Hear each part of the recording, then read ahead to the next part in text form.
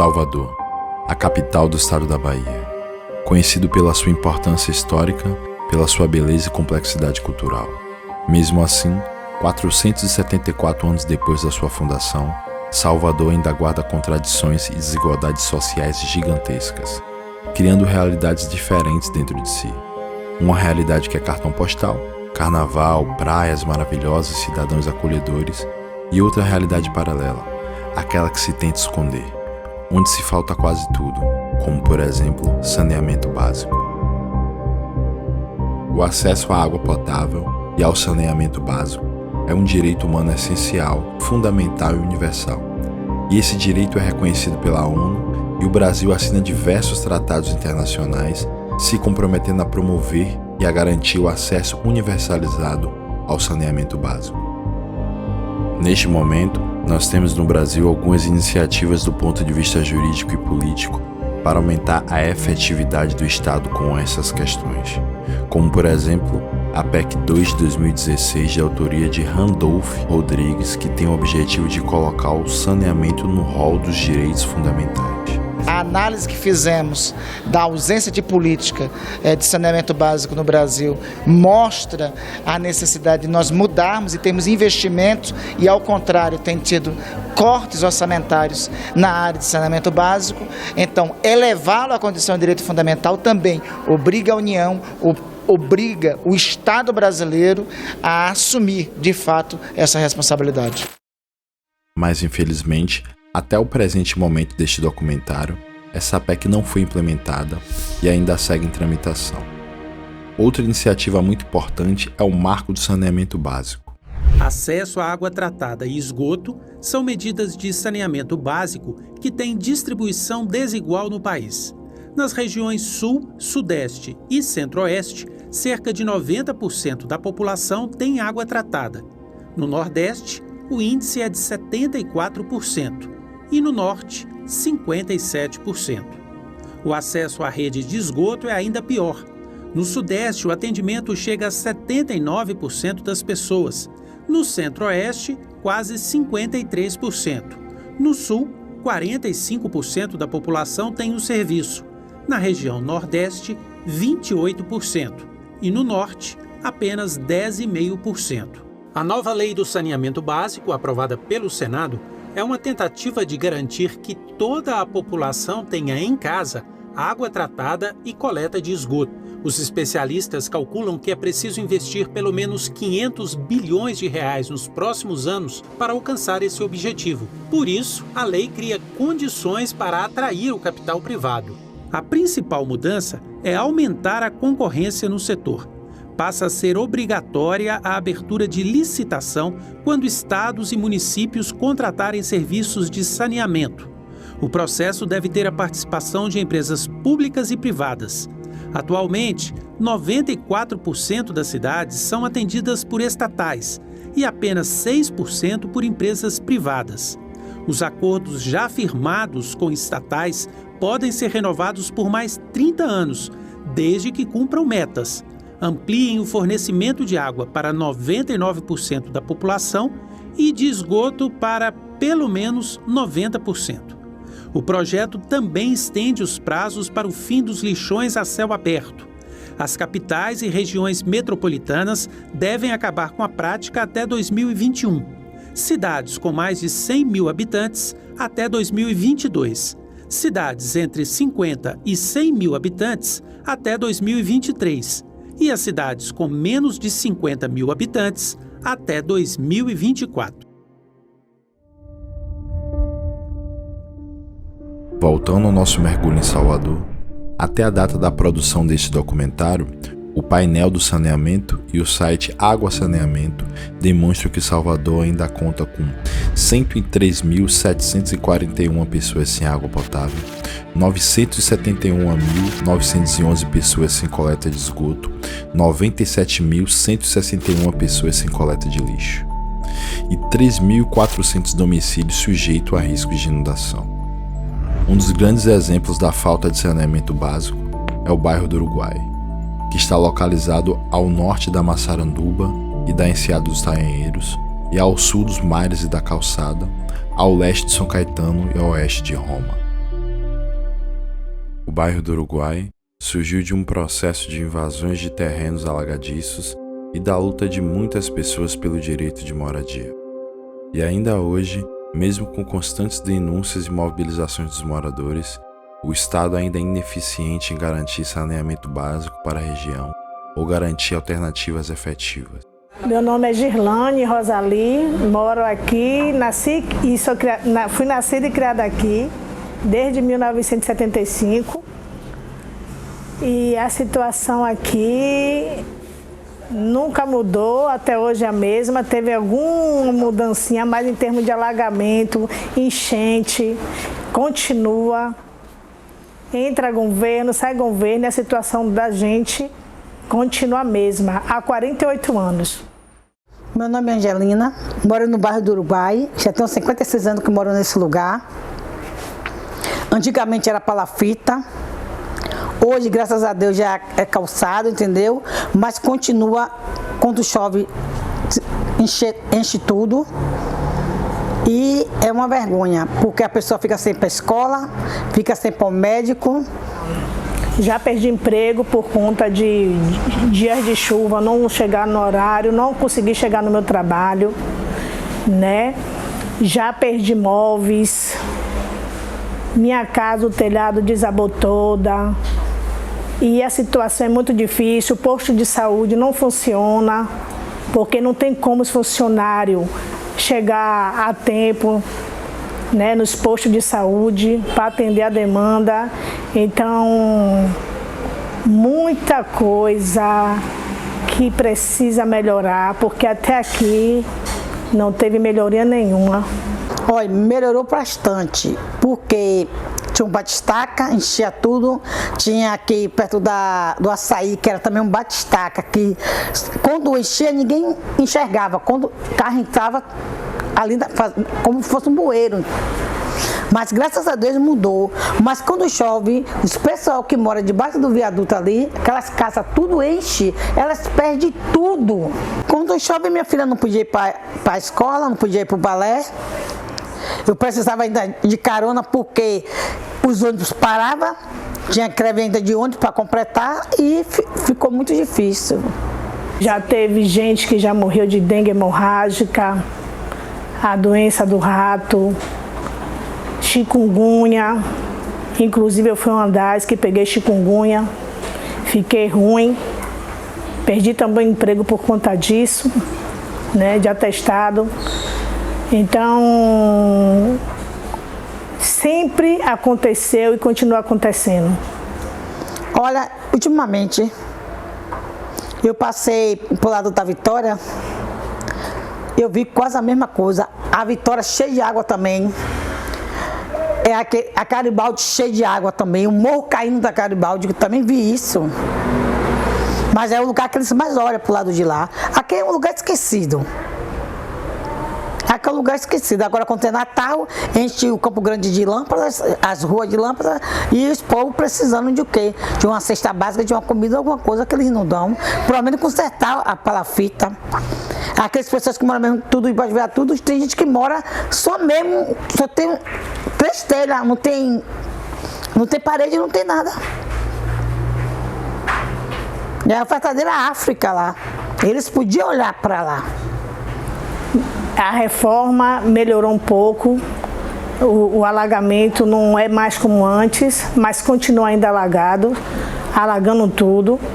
Em termos assim da educação, melhorou um pouco, né?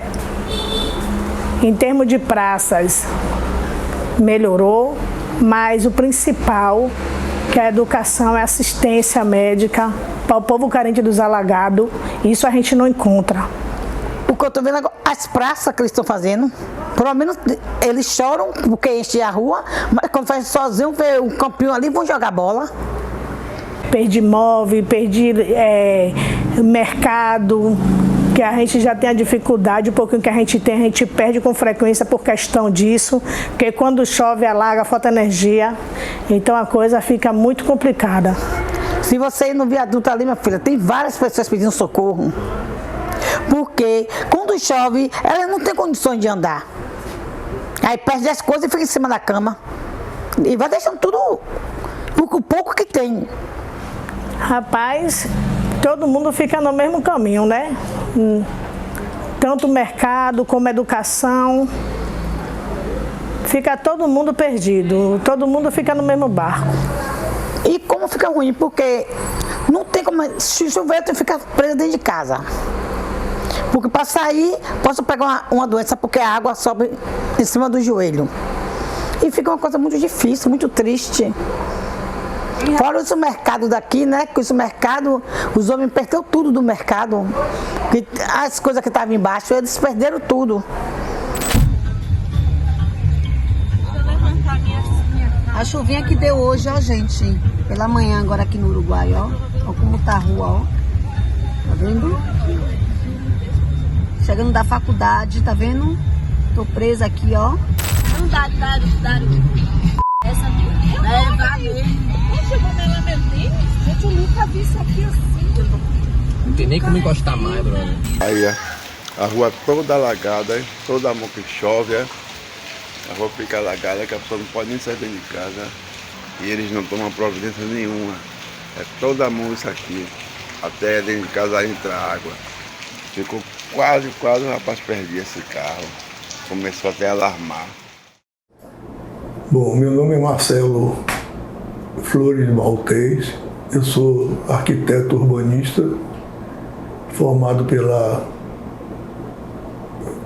Escola de Arquitetura da Universidade Federal da Bahia, em 1972. Quando eu entrei na faculdade, nossa turma foi a última turma antes da reforma universitária. Depois disso, veio um novo currículo de arquitetura e de outras matérias de vários cursos da universidade. Trabalhei como desenhista da prefeitura, depois me formei e trabalhei como fiscal de obras de conservação da cidade do Salvador e, posteriormente, fui trabalhar na Urbis, que era a Companhia de Habitação do Estado da Bahia. Em outra fase, depois da liquidação da Urbis, todo o corpo técnico dessa empresa foi transferida para a Condé, que é a atual Companhia de Habitação do Estado da Bahia, que antes era uma companhia somente para a região metropolitana de Salvador. Meu nome é Maria Tereza do Espírito Santo, eu sou uma mulher negra, soteropolitana, baiana, e arquiteto urbanista. Tenho uma experiência de trabalho predominantemente com habitação de interesse social. E mais recentemente tenho trabalhado com políticas públicas, inclusive de habitação para comunidades tradicionais, né? Quilombolas, pescadoras, marisqueiras, indígenas, comunidades indígenas, povos indígenas, enfim. Olha, especificamente com o bairro do Uruguai, é uma área extremamente complexa, porque foi uma área ganha no mangue, né, sobre o mar, né, originalmente aterrada com lixo, depois aterrada com areia, que de origem marítima, né, e foi exatamente invadida depois pela população. De qualquer maneira, a população invade e vai aterrando, vai construindo de qualquer jeito, e isso cria problemas seríssimos que até hoje tem, né? E são difíceis de resolver. A gente pode amenizar, fazer um projeto de drenagem superficial, uma rede de drenagem com manilhas, um canal a céu aberto, onde for necessário. Mas nem sempre isso é possível, porque uma vez que você aterra um espaço que tem água, a tendência da água é retornar onde era de origem. Então muita gente pensa assim, não, a gente vai aterrar, jogar ali areia, ou barro, ou o que for, e vai ficar. Não, não fica. Não fica. Então o Uruguai tem esse problema, né? De que foi construído assim aleatoriamente. As ruas, com raríssimas exceções. Entendeu? Tem áreas como a Baixa Baixa do Petróleo, alagados, a zona de alagados 1, 2, 3, 4, né? E outras, tem também com a outra área que tem lá, perto do bairro do Jardim Cruzeiro, a Massaranduba, a famosa Massaranduba. São áreas que foram todas criadas com aterro, de qualquer maneira, aterraram de qualquer maneira, sem nenhum cuidado com o lençol freático, com a maré, entendeu? Então é um problema sério lá, quando chove muito no Uruguai, por exemplo, e coincide com a maré de março, que a maré é muito alta, alaga tudo. Alaga tudo. E aí é difícil você fazer o quê? A gente vai derrubar as casas e aterrar tudo de novo? É quase impossível. Não tem recursos para isso, né? E mesmo que tivesse, seria um desperdício de recursos. É mais fácil você tentar deslocar as pessoas para outras áreas mais saudáveis do que tentar, né, dar ali uma solução muito impossível de se fazer. Quase impossível. Realmente quase impossível. Bom, eu acho que vocês estão tratando da questão de direitos humanos, né? Então, assim, no âmbito da cidade, né? A cidade é o espaço das contradições, né? Na cidade, todas as contradições da sociedade se materializam de uma forma, né, dentro de uma dinâmica muito intensa, mas também numa escala, né, imensa, né, em conformidade com os desafios, né, que tem que ser enfrentados na cidade. Então, uma região como a região da Cidade Baixa, a região do Uruguai, é uma região que enfrenta, a população enfrenta historicamente muitos desafios, né?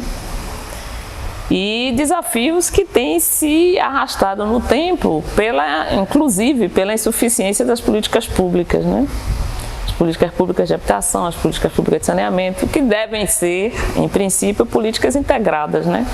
É difícil você resolver problemas urbanos, embora as ações elas tenham que ter, né, seu foco, né, em torno de soluções técnicas adequadas, né, para cada problemática, mas elas têm que ver o espaço urbano de uma forma integrada, né? Então você tem uma política de produção de habitação que não dialogue com a política de saneamento, ou que não dialogue com a política de mobilidade, ou que não dialogue com outras políticas sociais no sentido de melhoria da condição de renda da população. Então, difícil você resolver problemas históricos, né, sem ter uma abordagem mais integrada, embora seja necessário a gente focar em termos de soluções. Mas a região da Cidade Baixa é uma região que enfrenta muitos desafios, né, desde a sua, vamos dizer assim, formação, da sua ocupação urbanística, né? E acho que ela reflete muito, acho que seja talvez uma das regiões mais emblemáticas de Salvador, né? Porque reflete bastante a forma como a cidade se desenvolveu, vamos dizer assim, a desigualdade que está presente na nossa sociedade. Eu acho que aquela região de Alagados e Uruguai e em torno, eles são um retrato muito rico, né, e permanente, porque embora tenha havido muitas intervenções, muitas obras, etc., mas ainda tem um nível de precariedade muito intenso na região, né? Em algumas áreas mais do que outras, mas acho que é uma região que traduz ou exemplifica muito a desigualdade que permeia a nossa sociedade, né?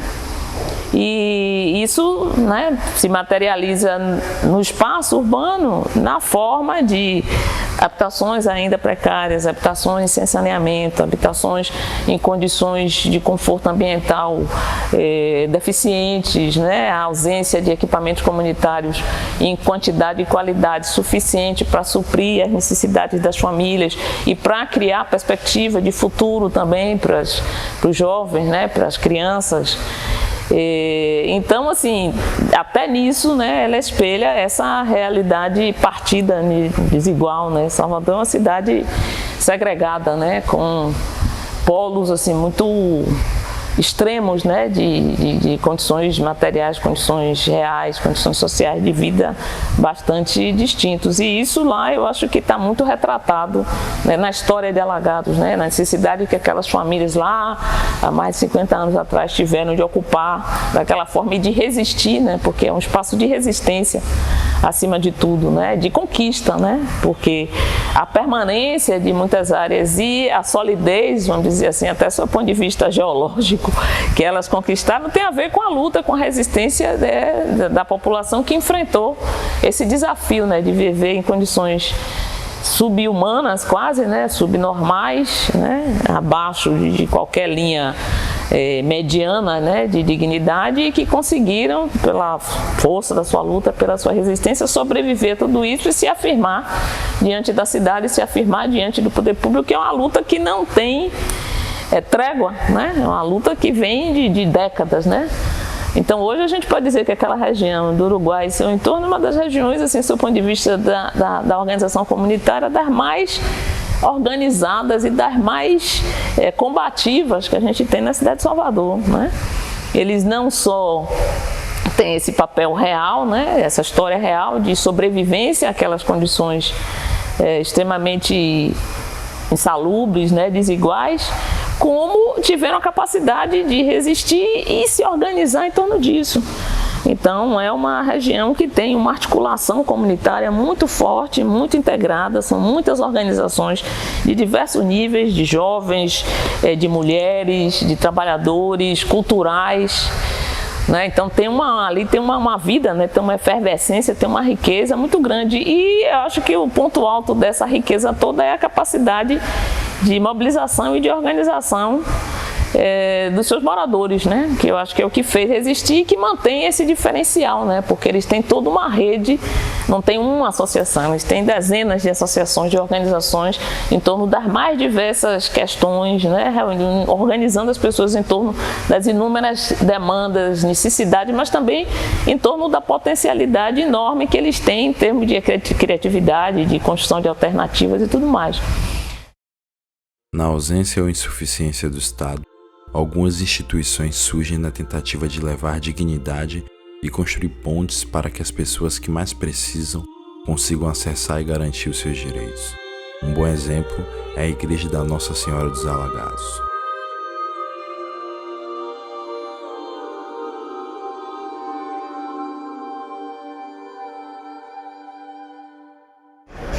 Olá, eu sou Hilda Almeida, estou aqui na paróquia Nossa Senhora dos Alagados. Então, eu me chamo Vânia Castro, eu sou pedagoga de formação, tenho especialização em gestão educacional e em psicopedagogia, sou moradora também do bairro do Uruguai.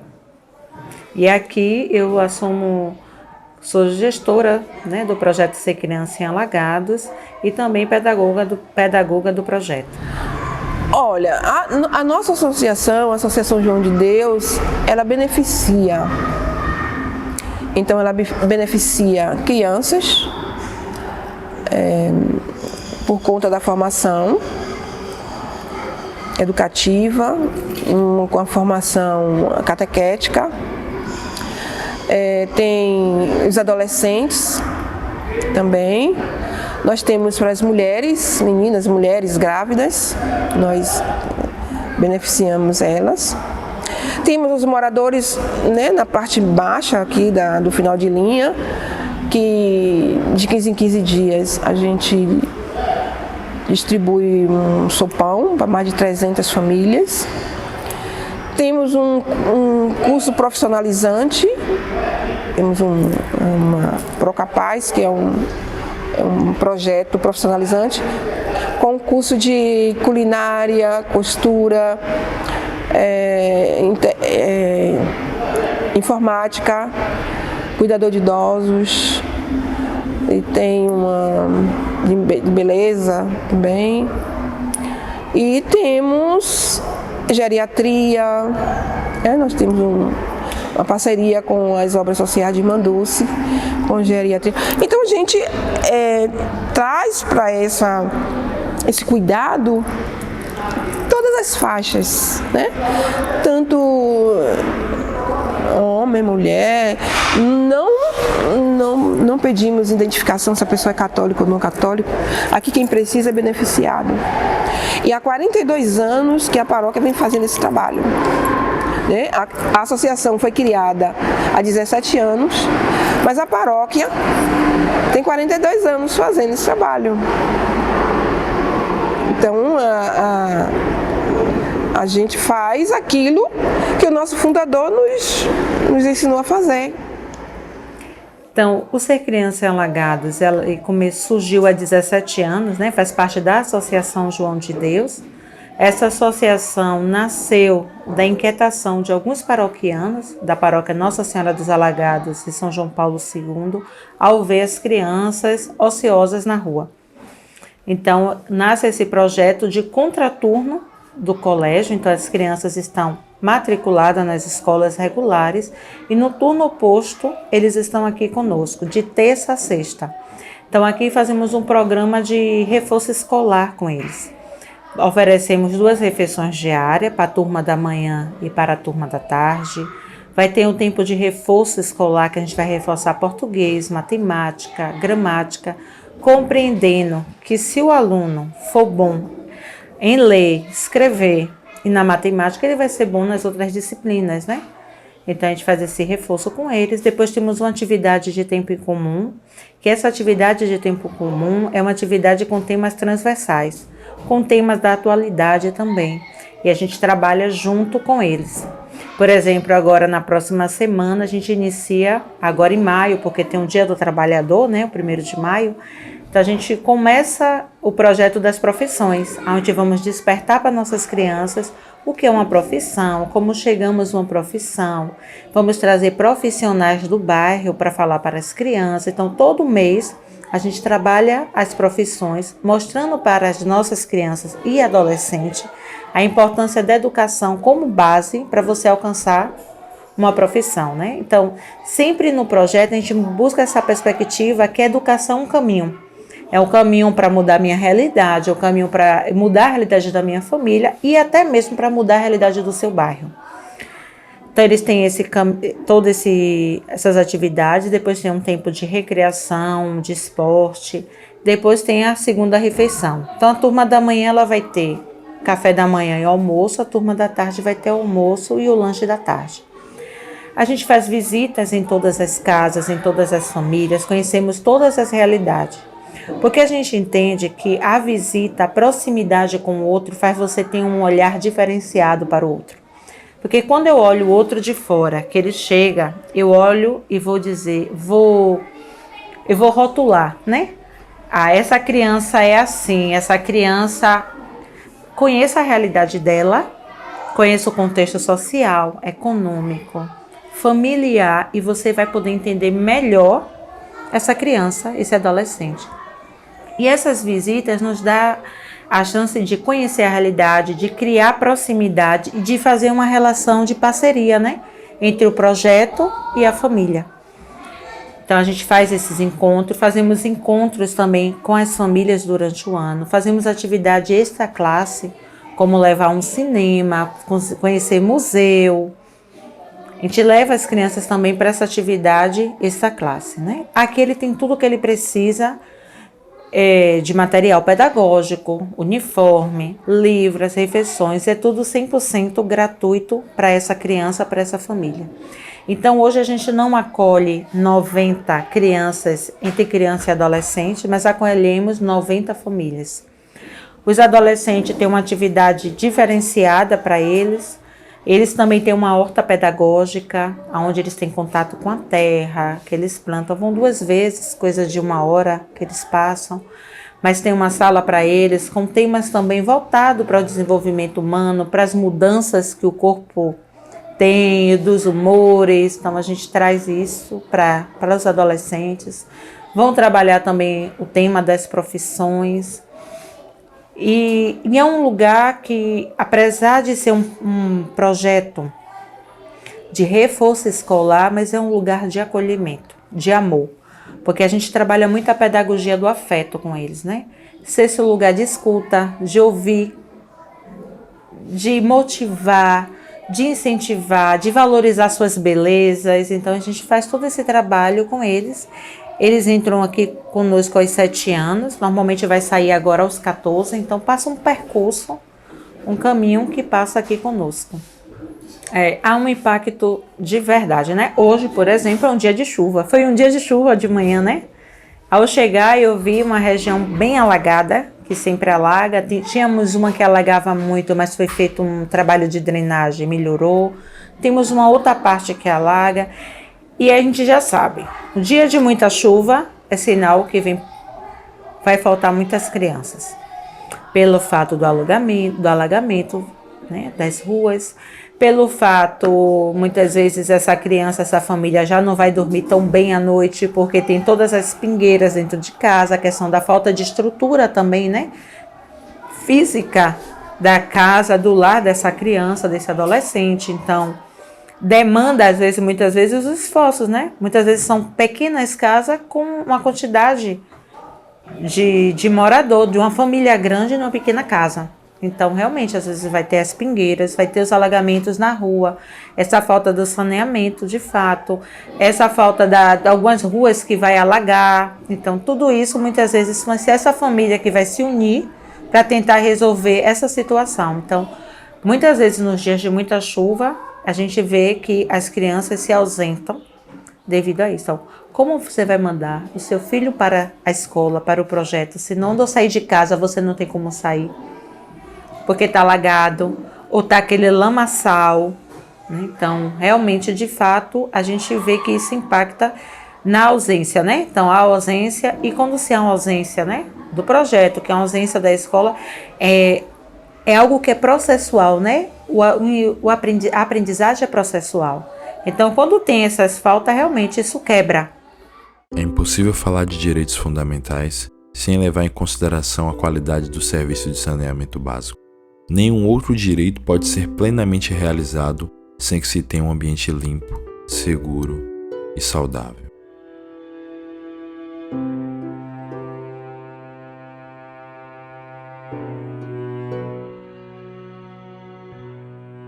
Porque é daqui que saem os trabalhadores para os grandes hotéis, as camareiras, sabe, os recepcionistas, para os grandes hotéis, saem dos bairros de periferia.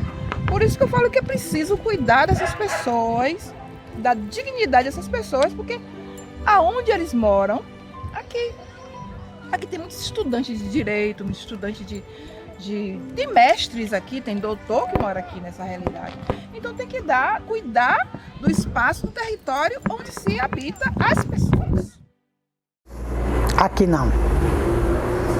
Quem ajuda aqui sempre é a comunidade, o povo, as igrejas. As igrejas que fazem cesta básica, as igrejas que fazem mingau para distribuir.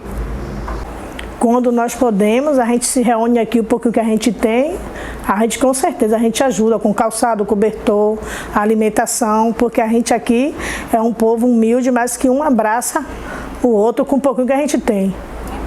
Em 2017 teve uma situação aqui muito difícil e precisou a gente bater panela e fechar a rua para que eles viessem tomar providência.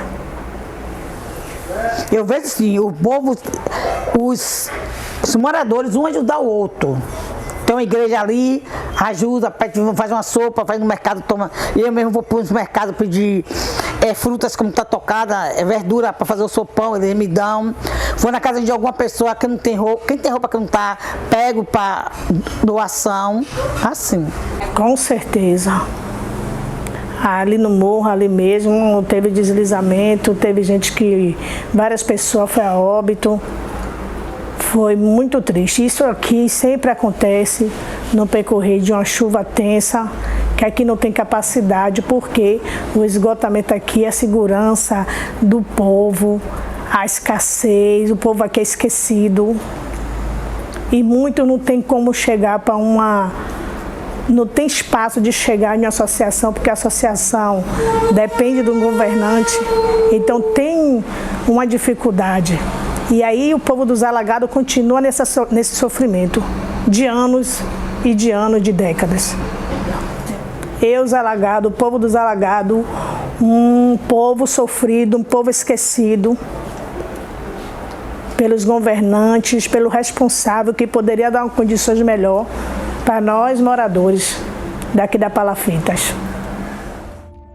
Essa cidade não é só a cidade do carnaval. É também a cidade onde milhares de pessoas têm seus direitos constantemente violados, onde o Estado se mantém de olhos fechados quando se trata de cuidar dos que mais precisam. Salvador é uma cidade túmulo.